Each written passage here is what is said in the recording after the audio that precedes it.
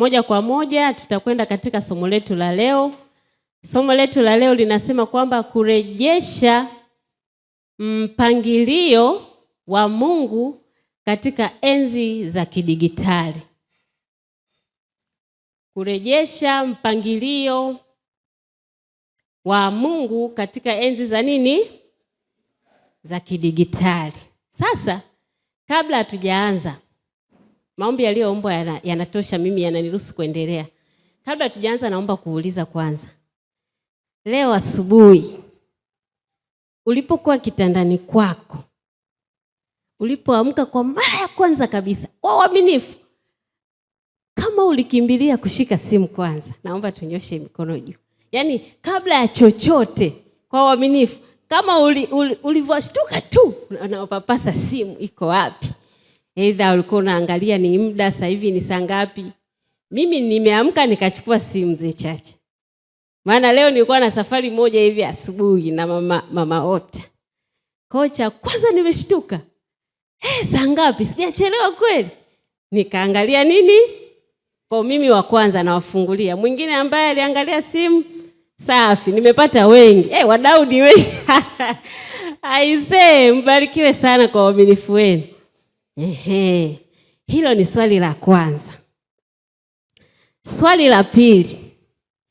Ni wangapi ambao asipoona simu hata sekunde hizi moyo unampasuka kifuani? Kwa uaminifu wako yani. Yaani umeinuka hapo mabaraka, umetoka nje, umeacha simu yako hapo na pochi, ukatoka nje. Ulivyorudi unakuta simu yako haipo na pochi. Hebu niambie reaction yake inavyokuwa. Kwa nataka kujua, nafanya sensa jamani, nafanya sensa. Ni wangapi ambao asipoona simu yake kwa muda mfupi anashtuka sana na anachanganyikiwa? Unajua Mzee Chacha kuna simu za bei. Sio kama hii hapa hii. Hii hapa ya kwangu hii. Hii ni 200,000 na hii Mzee Chacha. Ni bei Kuna za milioni jamani. Kuna simu za milioni ambazo mtu usipoiona unafanya nini? Zipo. Jana jioni kuna mtu anasema amekaa jioni ile, jana ilikuwa Sabato na ilikuwa ni sherehe moja hivi tunaijua huko duniani. Anasema kwamba mume wake alimletea zawadi. Alikuwa kanisani hapo Ubungo, amekaa na hili wala lile, akatumwa bodaboda. Akamletea simu kubwa iPhone, sijui uwezo gani huko. Simu la milioni akamletea. Anasema amekaa anashangaa bodaboda huyu hapa. Na mume wake amesali hapo siku nzima, wamekuwa wote, lakini jioni analetewa nini? Ofisini pale kwa mchungaji akaletewa simu kubwa nzuri yenye uwezo mkubwa iPhone. Sasa hebu niambie, simu kama hiyo ikipotea unajisikiaje? Yaani huo mshtuko wake utakuwa wa aina gani?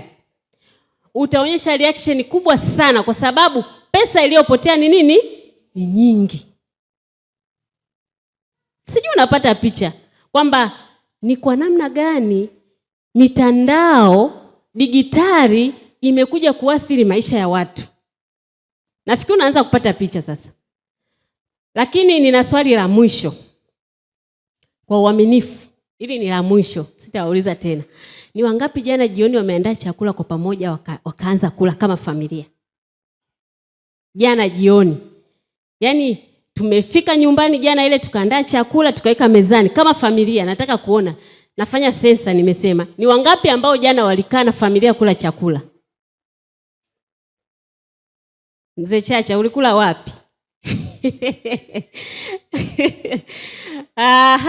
Ni wengi. Naomba mnyoshe. Amina, mbarikiwe kwa uaminifu wenu. Sasa nataka kufanya kitu kadogo. Dada njoo. Wewe pale njoo. Wewe uleva nguo nyeusi, njoo hapa. Kuna kitu kadogo nataka nikafanye. Alafu na mwingine aliyenyosha. Nataka kumuona mwingine aliyenyosha, wanaanza kupungua, wamepungua, mbaki huyu mmoja. Wamepungua baada ya kuitwa. Njoo kaka. Njoo huku juu. Kuna kitu kidogo nataka tufanye hapa, tujifunze, tunajifunza. Tutaona ni kwa namna gani ambavyo mitandao imekuja kuathiri mpaka familia zetu. Tutaona. Mimi nakuwa kama mwandishi wa habari. Dada, habari za jioni? Endeleaje? Sima. Nataka kujua, jana jioni ulikula chakula ukiwa nani na nani? Tukiwa na wazazi wangu. Ukiwa na wazazi wako. Sasa kwa uaminifu wako nataka uniambie, jana jioni wakati mnakula chakula hakuna mmoja kati yenu aliyeshika simu? Wapo. Umeona? Anasemaje? Wapo. Aliyeshika simu kati ya hao na wewe ulikuwa? Ubarikiwe kwa uaminifu wako, nimekupenda bure. Simama hapa. Haya, tuambie mzee wa kanisa. Jana jioni wakati mnakula chakula, ulikula chakula ukiwa nani na nani? Kwa chakula nilikuwa mimi, mke wangu pamoja na watoto wetu 3. Amen. Wakati mnakula chakula, kuna yoyote kati yenu alishika simu au alikuwa busy kuangalia TV? Unajua kula ni ibada Yes, chakula kinatakiwa kuheshimiwa unapokula. Nataka uniambie, kuna yeyote alikuwa busy na either na TV, kompyuta au simu? Wakati hapana, ila kabla ndio. Kuna siku moja nikamwambia baba, huu ni muda wa nini? Wa kula. Acha simu, twende tukafanya nini? Tukale. Sasa Mungu awabariki sana.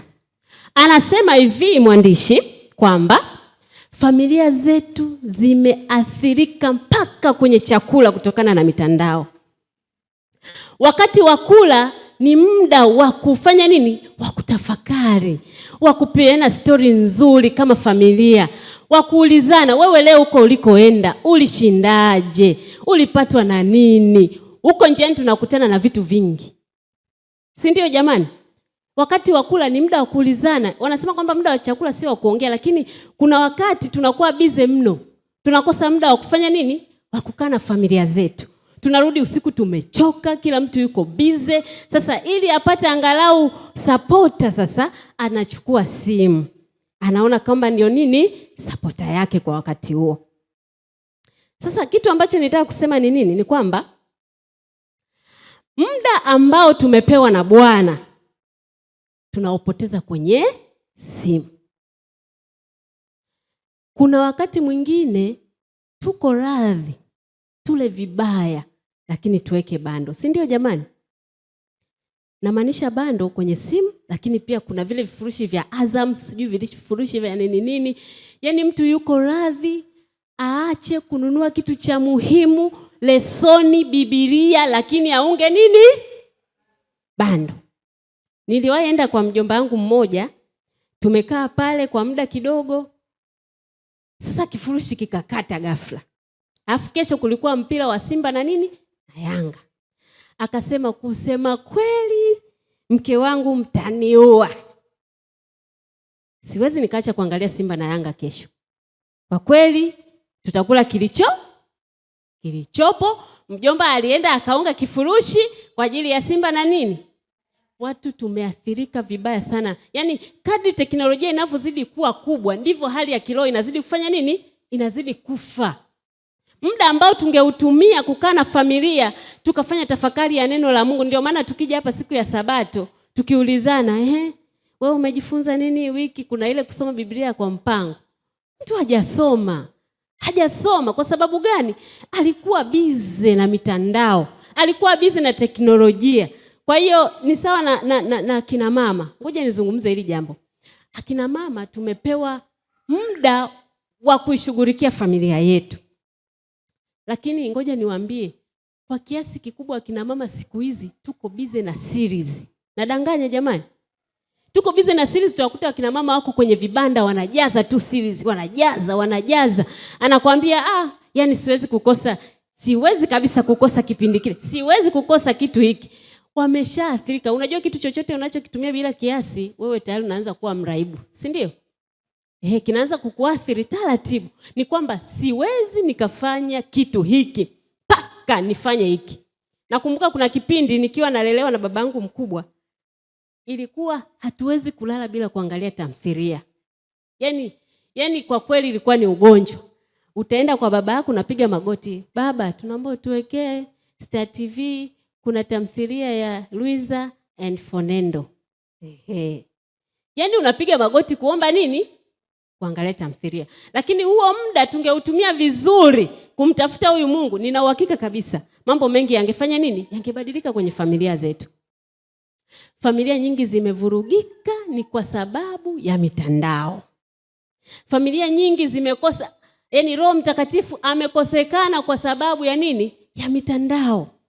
Tuko bize masaa 24 kupekua mitandaoni. Na ndio maana jana nikasema, hivi una uwezo wa kukaa dakika 5 bila kushika simu yako? Tupo ibadani lakini mtu simu iko oni, unategeshea kama kuna dili litaingia ili uchomoke mara moja uende kwenye nini? Kwenye dili. Na tumeathirika wengi sana. Muda ambao tungekaa tukamtafakari Mungu, kanisani pamekuwa ni sehemu ya simu. Yaani tuko busy na simu. Sasa hivi hata nyimbo tunatumia nini? Uniambie kwamba usipoweka ile flight mode, kitu kikiingia hutaangalia. Tupo kanisani lakini tumewasha data. Juzi tukiwa kanisani pale kulikuwa na juma la wakili. Nimekaa na dada mmoja hivi. Yuko busy anaangalia nguo mtandaoni. Nikaangalia, nikasema, mimi kwa kweli uvumilivu ulinishinda. Nikamwambia hivi, unaonaje ukimaliza ibada kwanza, alafu hiyo uangalie baadaye? Akasema sawa. Akafunga simu yake, akaweka. Nimewahi kushuhudia mzazi macho yangu, mtoto anasumbua kanisani, akachukua simu, akamwekea katuni. Mtoto akawa anaangalia katuni kanisani. Anasema kwamba nambembeleza asifanye nini? Asipige kelele, asinisumbue. Hivi kweli ndivyo tunavyowalea watoto wetu kiroho? Tutaulizwa mbinguni, lile kundi liko wapi zuri nililokupatia? Umelilea vipi? Umelea vipi watoto wako? Mtoto analia, unaona kwamba mtoto anakula, unasema kwamba tumwekee kwanza katuni. Babu, bibi, nyewe akina babu, nyewe akina bibi, mbembelezeni katuni. Mpeni katuni atakula, mchezeeni. Mwekeni katuni hapo. Tushaunga kifurushi, mwekeni katuni. Atakula. Tunaharibu vizazi. Tunaharibu watoto wetu. Kwa hiyo mwandishi amesema kwamba wakati unapoamka ni muda wa kutafakari neno la Mungu. Unapoamka sio muda ukimbilia simu wapendwa. Unapoamka ni muda sasa wa kujiungamanisha na Mungu ili akuongoze siku nzima ya yale mambo utakayofanya nini? Utakayoyafanya. Lakini sasa cha ajabu ni kwamba ukiamka cha kwanza unakimbilia simu. Hivi ile dili ya jana itakuwa limetiki kweli? Wale watu wa madili wale. Itakuwa limetiki kweli? Nakimbilia kuangalia simu. Mawazo yapo kwenye simu, huyu Mungu tumemuacha. Mawazo yapo kwenye kusikilizia vitu ambavyo vinaendelea katika ulimwengu huu. Mungu atusaidie sana. Mungu atuokoe sana. Kuna kitu ambacho natamani nikiseme.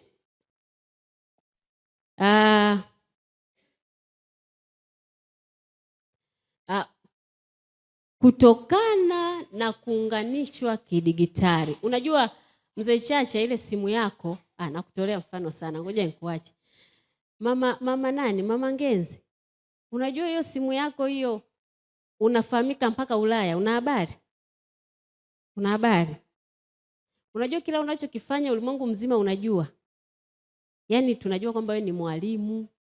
Tunajua kwamba uko Dar es Salaam. Na tukitaka kukutafuta tunafanya nini? Tunakupata. Kwa sababu ya nini? Kwa sababu ya simu. Simu imechukua maisha yetu. Hizi TV hizi, channel hizi zimechukua maisha yetu. Huyu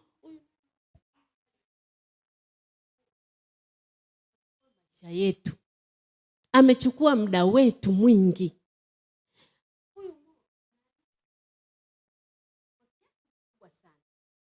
Utaangalia bidhaa nyingi zinazotengenezwa sio zinazojenga afya zetu, bali zinaharibu nini? Afya zetu. Tunawezaje kuokolewa na hili jambo? Tunawezaje kupambana kuhakikisha kwamba Mungu anaturudisha katika mfumo wetu wa zamani? Hebu ngoja niwaulize. Mzee Chacha, kipindi mnakuwa, mlikuwa na hizi simu? Zilikuwepo? Hazikuwepo. Hivi kipindi mnakuwa bila simu mliishi amkuishi? waliishi vizuri. Kipindi cha uchumba, si mliandikiana barua tu, tena barua inakuja kujibiwa baada ya miezi 5, 6 huko. Uongo mzee mgani? Yaani mtu zamani si kwamba hakuishi pasipo kuwa na mitandao. Watu waliishi vizuri, watu walipeana taarifa. Sisi sasa hivi taarifa ni nyingi. Yaani dakika hizi umepata nini? Taarifa. Lakini wazee wetu wa zamani waliishi. Wakina mzee Chacha wakati anamwandikia mama Chacha barua, waliishi. Baba pale wakati anamwandikia mama barua ya kwamba nimekukumbuka mpenzi wangu, natamani tuonane, lakini kuonana kwenyewe ni issue. Yaani mpaka waje waonane ni issue. Umeona? Kwa hiyo watu wa zamani waliweza kuishi bila mitandao. Ngoja niwaambie, hata sisi tunaweza. Tunaweza wa kuishi bila mitandao. Kuwa na kiasi, yani kutumia, kwa sababu vimetukuta. Si ndio jamani? Vimetukuta. Uwezekano wa kukwepa hatuna. Lakini kiasi ni muhimu. Kiasi ni muhimu. Hebu ngoja tusome fungu moja hapa. Naombeni tusome fungu hili la Mhubiri 3 mstari wa 1. Mama wote naomba unisomee. Nisomee hili fungu Mhubiri 3 mstari wa 1. Simona hata mimi natumia simu hapa. Naomba nisomee Mhubiri 3 mstari wa 1.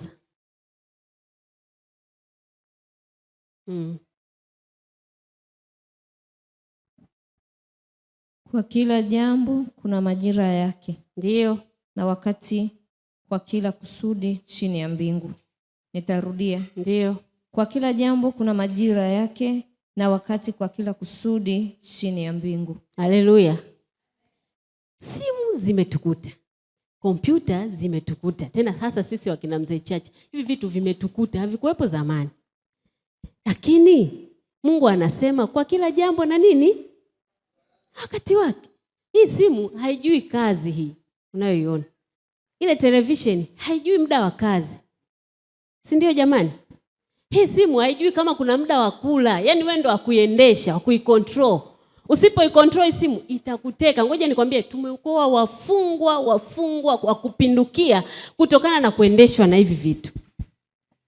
Tunaendeshwa, hatuna uhuru, tunaendeshwa na simu.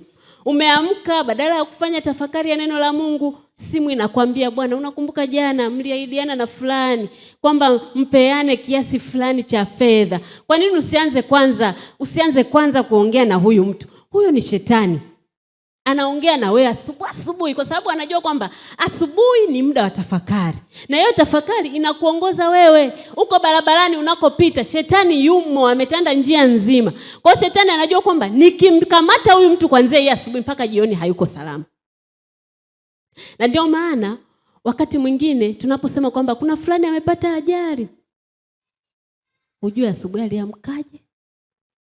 Aliamkia ndio simu. Uko kwa sababu ukienda huko makazini ni busy na kazi. Hautakuwa muda na kufanya ibada. Kwa wachache sana labda kuomba, Mungu niongoze katika biashara yangu, niongoze katika kazi yangu na hivyo pia. Lakini ngoja nikwambie, ukweli ni kwamba tukiamka asubuhi tumekuwa wafungwa sana wa mitandao. Tukiamka asubuhi tumekuwa wafungwa sana wa simu. Ikifika jioni, ngoja niwaambie, huyo mjomba wangu aliyekuwa amenunua kingamuzi huyo, sasa mke wake ni mwana Simba mmoja mzuri sana. Na humwambii kitu kukiwa siku ya michezo. Humwambii chochote. Acha hiyo. Kuna kipindi cha tamthilia.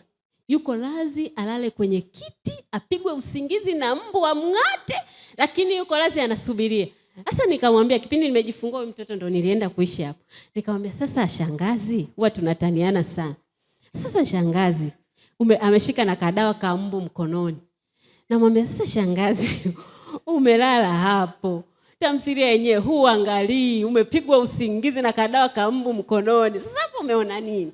Anasema, Makiambile, yani niko lazi. Yani anasema bora ni enjoy kuliko nilale bila kuangalia tamthilia. Sasa namwambia, ndio uenjoy, lakini hujaangalia, umelala. Afu na kadawa ka mbu mkononi, shangazi. Woni utumwa kweli. Anasema, we Makiombile, we ujui, bora ni enjoy. Naambia, haya shangazi, hamna shida. Lakini kweli kwamba tumekuwa watumwa wa mitandao. Mitandao imetuteka sana. Ngoja nikwambie, mitandao imevunja familia.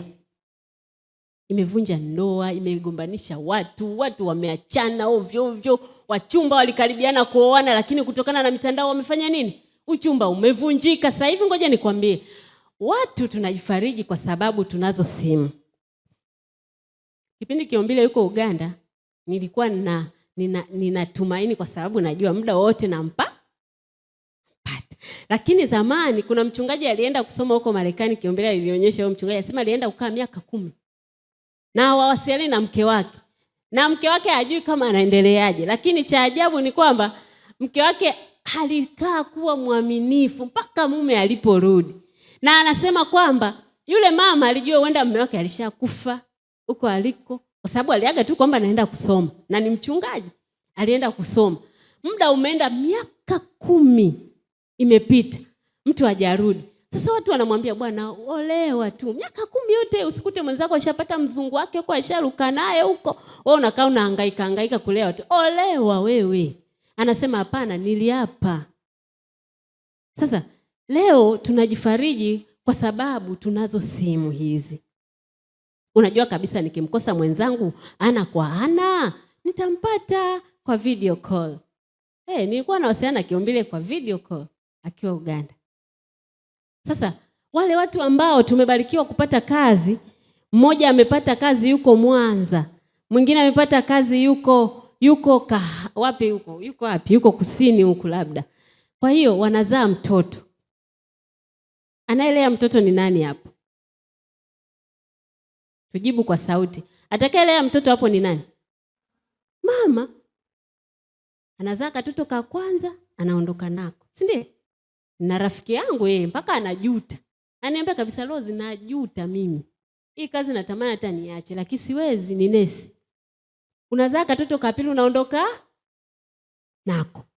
Mzigo mkubwa wa kulea watoto unakuwa kwako wewe mama. Kwa sababu gani? Ya umbali. Eti kwa nini? Kwa sababu ya uchumi. Tunataka kutengeneza uchumi, lakini umewaza kuhusu familia? Ni kwa sababu tu simu zipo basi tutawasiliana kwa video call. Unapigia watoto, hamjambo wanangu, hatujambo, mnaendeleaje? Ngoja nikwambie, kuna mambo ya faragha ambayo yanahitaji mtu akueleze ana kwa ana. Sasa mpaka aje afike, si ulishakufa? Na ngoja nikwambie, hakuna vishawishi vinakuja wakati hauko na mwenzako. Vishawishi vinakuja vingi sana pale unapofanya kazi. Kuna watu wako vizuri wako pale. Si ndio jamani? Kule unakoishi mwenzako anakoishi, unafanya kazi wenzake wako vizuri. Na lazima apate vishawishi. Maana ni nani? Ni mwanadamu. Anapata vishawishi. Kwa hiyo hizi simu, haya maendeleo ya teknolojia yamevunja ndoa kwa mfumo huo. Mtu alikata tamaa. Kuna dada mmoja yuko pale chini akawa ananiambia kwamba mimi kusema kweli akitaka tuachane. Maana nimeshamwambia aache kazi, hataki. Ameng'ang'ana na kazi. Akasema mimi nadai taraka. Nikamwambia unachoongea kweli unamaanisha dada? Unataka taraka? Anasema nataka taraka. Ndoa gani hii mtu anakaaga Morogoro miaka yote hii? Hataki kuja. Akija ni mara moja kwa mwaka, mara 2 kwa mwaka. Hivi hiyo ni ndoa ni kitu gani? Nikamwambia kweli hii sio ndoa. Lakini kwa sababu mliifunga, unatakiwa uwe mvumilivu.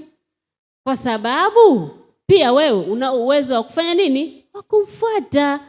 Panga muda mfuate, kwa sababu ndo maisha mlioamua kufanya nini? Kuishi. Panga muda mfuate mwenzako. Lakini hamna watu wanaopitia wakati mgumu kama hawa watu waliotengana kwa sababu ya kazi. Wanapata wakati mgumu mno, hawawezi tu kueleza. Na ndio maana nasema kuna mambo ambayo unatamani umwambie mwenzako ana kwa ana. Ni usiku mtoto anaumwa. Mimi nakumbuka kipindi Efroni ameumwa Kiombile alikuwa Uganda. Sasa mimi sio kwamba alikuwa kazi, najua anarudi. Lakini nilipata taabu kubwa mno. Kumbuka gari sijui kuendesha. Gari iko hapo, lakini sijui kuendesha. Usiku niko na tumbo, lakini Efroni ametairi, siwezi kumbeba hivi, siwezi kumbeba mgongoni. Nambeba hapa, napanda bodaboda usiku wa manane, usiku kwa usiku. Niko na mtoto. Nikawaza nikasema, hivi vipi wale ambao wanakaa mbali? na waume zao na wake zao. Vipi ikiwatokea kama ilivyonitokea mimi? Kwa hiyo hamna wakati mgumu ambao wanaopitia wale wanaoishi mbali na waume zao na wake zao. Mama kulea watoto, mara watoto wamemfanya hivi, mara watoto anapata msongo wa hali ya juu. Anapata msongo wa hali ya juu. Na ndio maana kuna vitu vingine tunatakiwa tukae kama familia pamoja. Tukusanyane kama familia pamoja. Tuulizane habari. Ndugu yangu, unapitia nini? Kuna mwingine kutokana na vuruga alizokutana nazo huko kazini, huko mitaani, amerudi nyumbani anatamani apate faraja. Akirudi hakuna mke, hakuna mtoto, nyumba ipo kimya na anakaa nyumba kubwa. Unakuta anapata na yeye msongo. Na ndio maana utakuta wanaopata mfadhaiko sana ni wanandoa na vijana kwa kasi. Unajua ukishaanza ukiwa umezaa mtoto, ngoja niliseme hili kabla sijaendelea.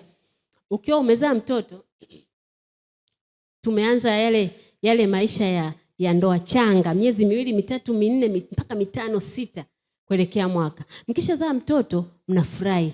Si ndio? Mnafurahi kumuona mtoto amezaliwa. Kanavyocheza pale ndani mnafurahi. Kanavyokimbia huku na huku mnafurahi. Kakishafika kuanza kusoma. Kakishafika tu kuanza kusoma, kichwa kinaanza kupasuka. Ni uongo wazazi? Kichwa kinaanza kupasuka. Kakishaanza kuumwa yale magonjwa ambayo ni serious, kichwa kinaanza kupasuka. Yaani tu tuseme majukumu yakishaanza, hapo ndipo kichwa kinaanza kufanya nini? Pasuka. Sasa najaribu kutafakari kwa huyu mama ambaye ametengana na baba eti kwa sababu mitandao ipo watawasiliana. Inakuwaje kwake yeye kulea hawa watoto? Tumuombe Mungu sana tupone. Tumuombe Mungu sana atusaidie tuwe na kiasi. Unajua simu hiyo hapo nimekuambia haina kwamba wewe unahitaji muda wa ibada. Haijui hicho kitu. Lakini mwambie Mungu, hebu niongoze. Muda wa ibada ukifika hii simu niachane nayo. Na ndio maana kuna wakati mwingine unaweza ukafunga tu. Ukasema leo nimefunga kushika simu yangu. Toka asubuhi mpaka jioni. Leo nimefunga kushika simu yangu. Kwa sababu kwenye hii simu pia kuna vitu vingi sana tunakutana navyo ambavyo vinaondoa tafakari hata ya neno la Mungu. Kuna vitu vingi sana tunakutana navyo. Kwa hiyo tumuombe sana Mungu atusaidie. Unapoamka wewe ni mama nyumbani, tusimtegemee baba muda wote. Mama nyumbani unao wajibu pia wa kukusanya familia. Jamani ni muda wa ibada, ni muda wa ibada. Amkeni watoto, amkeni. Baba amka. Kuna baba wavivu. Waga sio wepesi sana kuamka asubuhi. Ni wavivu. Ukimwamsha unamwamsha kwa nguvu. Bwana niache. Mimi jana nilichoka. Niache bwana nilale. Ni wasumbufu kuamka, ni wasumbufu. Mama wewe una hiyo kazi kubwa. Mwamshe baba kwa nguvu. Mwambie ndugu yangu, nitaulizwa mbinguni. Nimeolewa na wewe, inatakiwa wewe ni unajua wanakuambia kwamba ukienda kuogelea kule mtoni, baharini, alafu ukapewa boya, si ndio? Uogelee nalo. Ukafika sehemu ukiogelea hivi linabinuka, unatoka nje ya boya, si ndio? Ukiogelea hivi unatoka. Nakasirika. Sasa mimi naogelea nini hapa? Unabeba boya lako, unaenda kwa yule aliyekukodishia ile boya. Anambia bwana, boya lako linanisumbua, hebu lichukue boya yako. Silitaki tena. Au nibadilishie nipe boya zuri.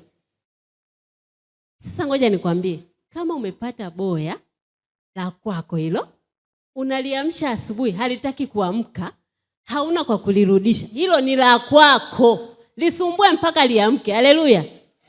Liambie Bwana, amka, wewe ni boya langu, mbinguni nitaulizwa. Naogelea na wewe mpaka tufike mbinguni. Liamshe, mfanye ibada, mtafakari, mnatawanyika hapo nyumbani. Kila mtu ana amani ya moyo. Kila mtu anaondoka na tafakari ya siku nzima. Jioni pia mkirudi, jamani mmeshindaje huko kazini? Badala ya kushika simu, badala ya kukimbilia kwamba huu muda ni wa tamthilia fulani, nataka kuangalia kitu fulani, jamani muda huu ni wa mpira, jamani subirieni kwanza, baba ni muda wa kula, mama ni muda wa ngoja kwanza, kuna kitu cha muhimu nataka kufanya. Mwambie ndugu yangu, wewe ni boya langu, naogelea na wewe mpaka mwisho. Tulia hapa tufanye nini? Baada. Mungu atusaidie sana. Naomba kuna kitu hapa tusome.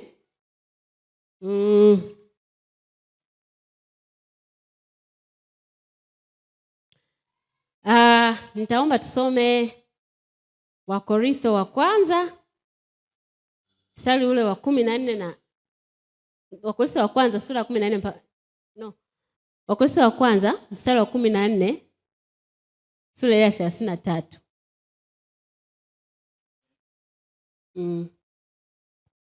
Soma.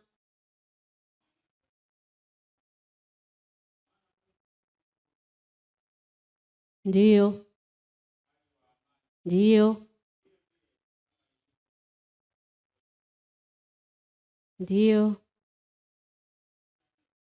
Ishi hapo. Mungu wetu sio nini? Sio machafuko. Lakini sisi tunayaleta machafuko wenyewe kutokana na nini? Na hii mitandao. Tupo kanisani badala ya kupata tafakari. Unajua wakati mwingine siku moja ukisali toka asubuhi mpaka jioni, kaa sehemu peke yako. Fanya tafakari. Hivi leo tangu asubuhi mahubiri yalivyoanza kutolewa mpaka jioni hii, kuna kitu gani nimepata? Kwa sababu kuja kwako kanisani kunaweza kukaa bure. Badala ya kwamba umekaa sasa umeshika simu yako unaanza kuscroll kuangalia nini kinaendelea huko duniani, wakati ni siku takatifu ya Bwana, siku ya ibada, umekaa bize wewe una scroll. Chukua muda, kaa tafakari. Hivi mimi tangu asubuhi nimefika hapa, mhubiri wa kwanza kabisa kuanza kuhubiri, nimepata nini? Na ndio maana wakati mwingine unakuta hatujui mafungu mengi. Mtu unatakiwa ukafundishe watu huko duniani, unaogopa kwa sababu hamna kitu unacho kichwani. Muda ambao ungeutumia kutafakari maneno ya Mungu uko na simu. Muda ambao ungeutumia kutafakari kuirejesha familia yako iliyotengana, walioenda mbali na nyumbani, waliokimbia nyumbani kwa sababu ya changamoto, uko bize na simu na unasema watajua wenyewe. Mtoto amekimbia nyumbani kwa sababu ya machafuko ya baba na mama, unasema kwamba atajua mwenyewe. Mimi niko bize na maisha, mimi niko bize kutafuta pesa, mimi niko bize na simu, atajua mwenyewe. Badala ya hayo yote, tafakari kwamba siku ya leo imeisha. Ni kitu gani nimepata? Siku ya leo ya ibada imeisha. Mhubiri alichokisema hivi kweli kinagusa maisha yangu moja kwa moja? Lakini utakuta tupo kanisani, watu tuko bize na simu. Yaani kati ya vitu vinavyoumiza ni mtu kukaa sehemu alafu hujui umekaa kwa sababu gani. Kwa vitu vinaumiza. Yaani ukikaa sehemu jua kwamba hapa nimekuja kufanya nini. Na hata kama watu hawakujali, hawakuzingatii, hawakuthamini, hawafanyi chochote, sema mimi hapa nimemfuata huyu Yesu. Kuna wakati mwingine tunahitaji kutambuliwa. Si lazima ukatambuliwa. Anakutambua yeye aliye juu. Jua kwamba hapa umekuja kufanya nini. Hilo jambo ni muhimu mno. Unapokuja katika nyumba ya Mungu, zima simu ikiwezekana. Kuna makanisa mengine ukienda wameandika kabisa zima nini? Zima simu. Lakini sisi ni wabishi. Yaani nyumba ya Mungu ni kwa sababu haina viboko. Ila nyumba ya Mungu ingekuwa na viboko, ingekuwa tunatandikwa vibaya mno. Sio wakina mzee Chacha, sio wakina mzee Mgane, sio wakina mzee nani hapo, wakina mama Baraka, ni fimbo zinatembea. Kosa nidhamu kwenye nyumba ya Mungu. Lakini tukienda kwenye maofisi makubwa, mzee Chacha, zima simu, unazima simu. Pastor Keshi alikuwa anasema hivi, alipokuwa kule Norway anauza vitabu. Anasema siku moja akawa ameenda kwenye ofisi. Unajua akasema kwamba wenzetu kule bwana wameendelea sana. Kwanza wako ndani ya muda, halafu wako smart. Hawataki bla bla nyingi. Yaani wenyewe akikwambia uje muda fulani. Na ukienda umevaa ovyo ovyo, yaani umejivalia tu, anakuambia sikujui bwana, sikujui, sio wewe. Nilivyokuona mara ya kwanza sio kama leo. Leo umekuja vibaya huko. Anakwambia aliwahi kufukuza, alikuwa amepeleka vitabu, amevaa tu anavyojisikia. Anafika tu, huko. Stop. Amevaa vibaya. Umeona?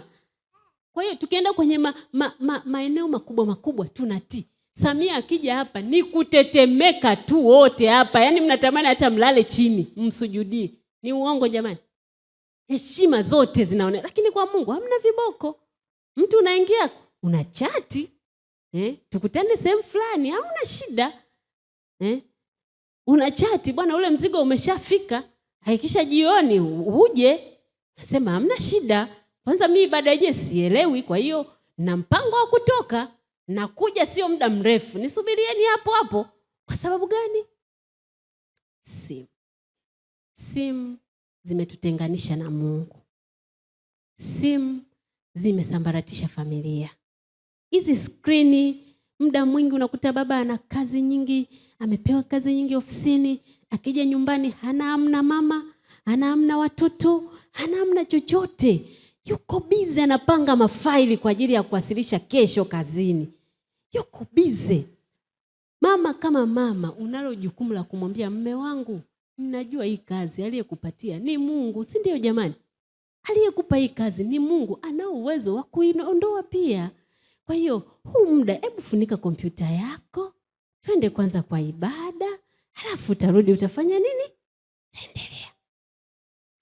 Utakuta baba ana mfadhaiko, amekaa na stressi, ana vitu gani? Mwambie mume wangu, sikiliza. Hizi ni kazi za dunia.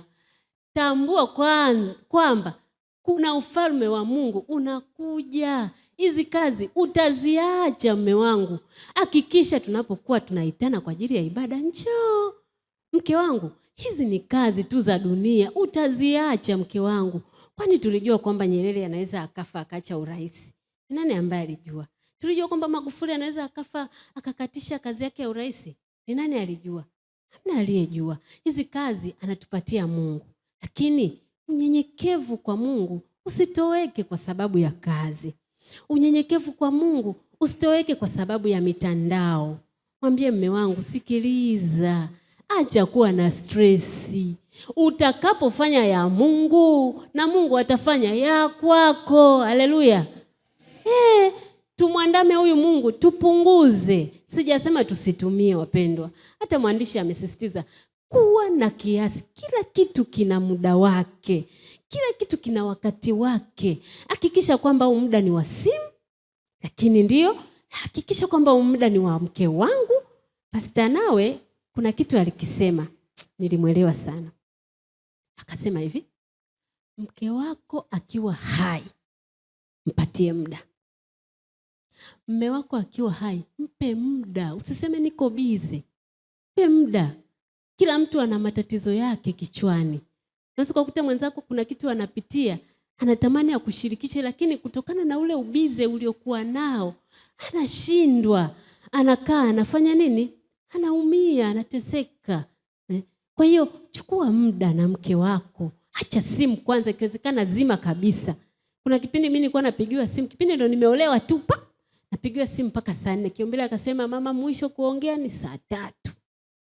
Zaidi ya hapo zima simu. Si unajua watu wenye mamlaka yao bwana. Ananiambia mama, sasa nakumiliki. Muda wa kuongea mwisho saa 3. Na simu ikipigwa mpaka leo saa 4, nasema nani huyo anakupigia muda huu? Lazima aulize, mwenye mamlaka yake lazima aulize. Hamna kitu kinamkwaza mwanaume ni mtawala, afu wewe unakuja na mambo yako. Lazima aulize. Kwa hiyo chukua muda wa kukaa na mwenzako. Muulize mambo ya kazini. Mke wangu, mume wangu, mambo ya kazini yameendaje? Unapitia nini huko kazini? Ni nini kinachokusumbua? Ngoja niwaambie, ikiwezekana mchukue, mwambie mume wangu sasa, au mke wangu sasa nimeamua tutoke out. Haleluya. Maana hapa hutaki kuniambia kinachokusumbua. Wenda tukitoka utaniambia, si ndio jamani? Yes. Mazingira ya nyumbani yamezoeleka sana. Unaingia jikoni lile lile, unaingia chumba ni kile kile, unaingia sijui sebuleni ni ile ile, umeizoea. Tokeni, nendeni hata roji, katafuteni karoji kenu kazuri, sehemu iliyotulia, zungumzeni. Haleluya. Hawamnielewi. Tafuteni kasehemu kaliko tulia. Mchukue mwenzako hata mpeleke bichi. Nyewe mama ambao umri umeenda, nyewe msijifanye umri umeenda. Mnatakiwa kutoka mitoko. Nyewe kina mzee Chacha, akina mzee Mgani, msijifanye umri umeenda. Tokeni mitoko. Akili na relax. Ukitoka akili na relax. Nilikuwa nawasimulia kina Mangenzi jana, nikasema mimi kuna kipindi niko mjamzito, nikapitia kamfadhaiko fulani pale. Siku hiyo nikamwambia Kiombile, sasa sikiliza ndugu yangu, wewe kama utoki mimi nafanya nini? Natoka. Nikapika zangu kiepe pale, nikapika bites, nilikuwa na efloni, nikapika na vitambi pale na kikapu kikubwa. Nikatia mle vyakula vyangu asubuhi hivyo timia 3:00. Nikamwambia baba, sasa sikiliza, mimi naondoka. Nenda wapi mama Kiombile? Ananitaga mama Kiombile akiona jambo limekuwa zito. Nenda wapi mama Kiombile? Anambia, bana mimi naenda beach. Naenda beach? Umeamua nini leo? Namwambia ndugu yangu, mimi leo naenda beach. Wewe kama uko bize kwenye mabaraza nenda. Mimi naenda wapi? Beach. Kwa nikaandaa zangu kachakula kangu pale, nikambeba mwanangu, tukaondoka. Akanifuata nyuma na bajaji. Akaniambia, mama, uko serious kweli? Nikamwambia ndugu yangu, nishakwambia mimi natoka Mtoko. Nimefika River pale. Akaniambia, sasa mama sikiliza, una nauli? Nikamwambia nina 3,000. Mama, 3,000 itakufikisha kule? Nikamwambia itanifikisha, ila kama unayo niongeze. Akanigonga 10,000 pale. Huyo sikukata tamaa, nikaondoka zangu mimi. Nikasema acha nikaenjoy na efroni wangu. Baba, wewe utakapopata muda tutafanya nini? Tutatoka. Kwa hiyo ukiona kuna mambo ambayo umeyapitia na hauelewi, toka hata wewe mwenyewe. Kwa sababu wakati mwingine tuko bize sana. Mama yuko bize, baba yuko bize, watoto wako bize. Ukiona kuna jambo limefika, unajua kuna muda unawaza, unafika kiwango ambacho unasema hakuna solution, si ndio? Yaani kuna wakati mwingine unafikiria mpaka unafika kikomo, kichwa kinajaa, kinakupasuka. Unaona hapa hamna nini? Solution. Ndio maana utakuta mtu mwingine anapiga tu makelele, yaani kama mwenda wazimu hivi, kama ameweuka fulani. Ukimuuliza shida ni nini, anakuambia hata mimi sielewi. Ila amefanya nini? Piga makelele tu. Au mtu mwingine anaamua tu analia. Sasa bora yule anayelia afu ni mwanaume, lakini nyewe wanaume mwe mnalia.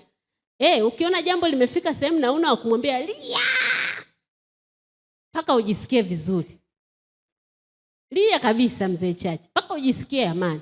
Kwa hiyo tujaribu kupunguza matumizi ya mitandao. Yanatuondolea amani ya mioyo, yanatuvunjia familia zetu, yanatuondolea kabisa tension ya kuwa karibu na Mungu. Jamani, siku ya leo tutaomba sana, kwa sababu hili sio kwa washiriki, sio kwa wachungaji, sio kwa wainjilisti, sio kwa mapadri, sio akina nani. Hili jambo ni janga la kila mtu. Kila mtu ameathirika. Hamna aliyepona katika sehemu hii. Kwa hiyo jioni ya leo jamani, tutaomba. Yes. Tutaomba Mungu atusaidie. Nimesema kwamba tupunguze, tusiache. Uongo Bakisa? Bakisa yuko na simu. Wewe Bakisa, mimi nahubiri uko na simu. Nakutania mtu wa Mungu. Kwa hiyo tujitahidi sana kuwa na kiasi.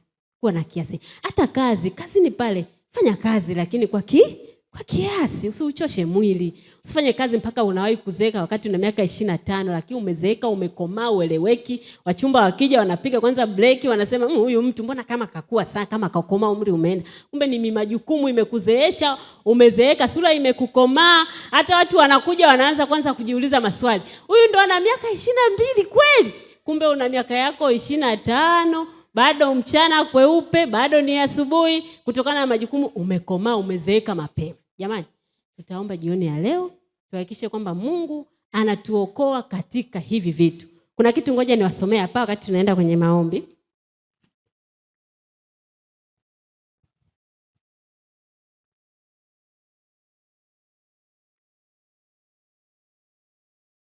Mungu anasema, ngoja nisome. Anasema kwamba yeye aliyeweka majira ya maisha yetu ndiye pekee anaweza kurejesha ustaarabu katika mfumo wa zama hizi. Haleluya. Mungu aliyeweka ustaarabu wa maisha yetu, yeye aliyetuumba, huyu Mwokozi, ndio ana uwezo wa kurekebisha kila kitu katika zama hizi. Kikubwa ni sisi kujiungamanisha na yeye, kumkubali Yesu. Anasema kwamba anza mchakato wa kubadilika. Haleluya. Anza leo, usisubiri kesho. Anza mchakato wa kubadilika leo. Ikiwezekana ukifika nyumbani, niambie na familia yako ambao hawajaja, waambie jamani, tubadilike.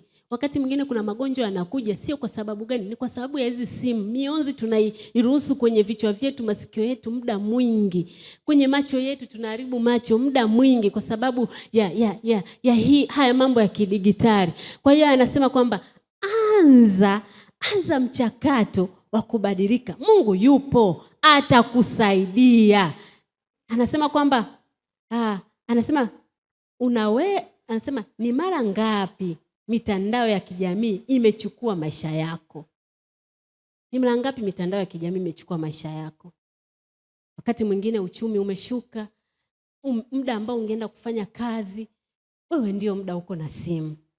Uchumi umeshuka kwa sababu uko bize kuangalia nini kinaendelea. Jana Kiombile alikuwa anahubiri akasema kwamba umri wa kutengeneza fedha, umri wa kuwekeza, umri wa kijana kuwekeza ni kuanzia miaka 25 na kuendelea.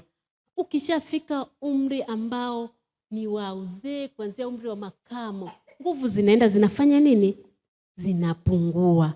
Ndio sasa utakuta badala ukae ule matunda uliovuna ukiwa kijana, unakaa unabeba mboga za majani kichwani unaenda kuuza. Ili upate nini? Upate kula. Wakati huo umri umeenda. Sasa kwa nini uteseke? Kwa anakwambia anza mchakato wa kubadilika. Badilisha muda ule ambao ungetumia kutumia simu, ule ambao ungeutumia kuangalia tamthilia, ule ambao ungeutumia kununua vifurushi, kuharibu pesa. Tutajifunza masuala ya fedha. Kuharibu fedha. Unasema kwamba siwezi nikafanya hichi kitu mimi mpaka niangalie kitu fulani. 24,000 mtoto hana kiatu cha shule, wewe unakiingiza kwenye kifurushi. 20 ngapi mtoto hana madaftari, unaingiza huko kwenye mitandao. Jamani, Mungu anasema kwamba atatusaidia. Tuanze mchakato wa kubadilika leo. Haleluya. Nitawaalika katika maombi jioni ya leo. Kwanza tutaomba watatu. Hapo mlipo mtaombeana. Muombe mwenzako. Najua na yeye anapitia uraibu huu wa kutawaliwa na mitandao. Mtaombeana hapo wenyewe kwa wenyewe. Baada ya hapo, huku mbele nitamuita mzee Mgane na baba yangu pale, mtakuja mtatuhitimishia. Mtakachoombea, mtaomba wale wote wanaokuja ibadani. Mungu awasaidie wabadilike. Wasiwe watumiaji wa simu, waheshimu nyumba ya Mungu. Kwa hiyo tutaombea hivyo vitu. Naombeni tutafutane sasa, tutawanyike watatu. Tutaombeana.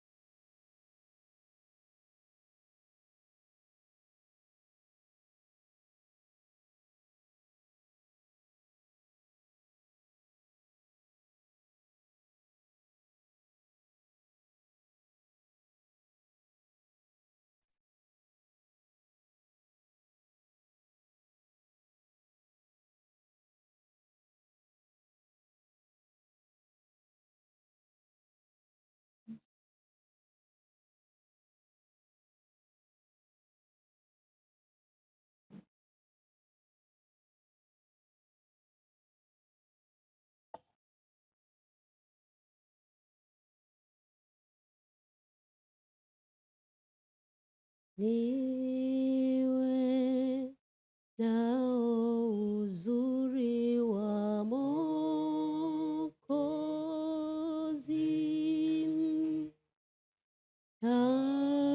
nazo huruma zake na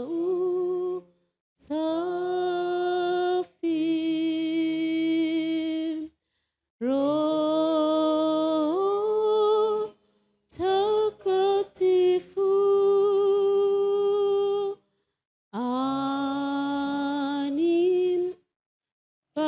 anibadilishe,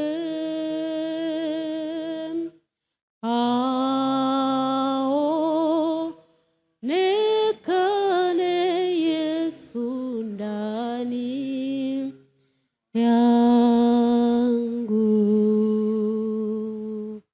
Wakati wanakwenda kuomba, taomba hii wiki, kama kaka Laurent utakuwepo, tutaomba kila siku kwa ajili yako. Kila siku tutaomba. Leo sitakusumbua uje hapa mbele, lakini hawa wazee hapa wakati wanaombea kanisa juu ya maathiriko haya ya mitandao, watakugusa na wewe, Mungu akakuguse. Lakini pia Mama Maingu na yeye tutamuombea Mungu amguse apate uponyaji. Karibuni sana kwa maombi.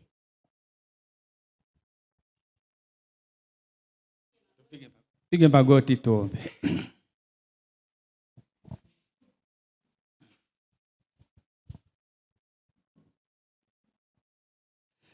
Haleluya, haleluya, haleluya. Baba yetu, Mungu wetu na rafiki yetu Yesu Kristo uishie juu mbinguni,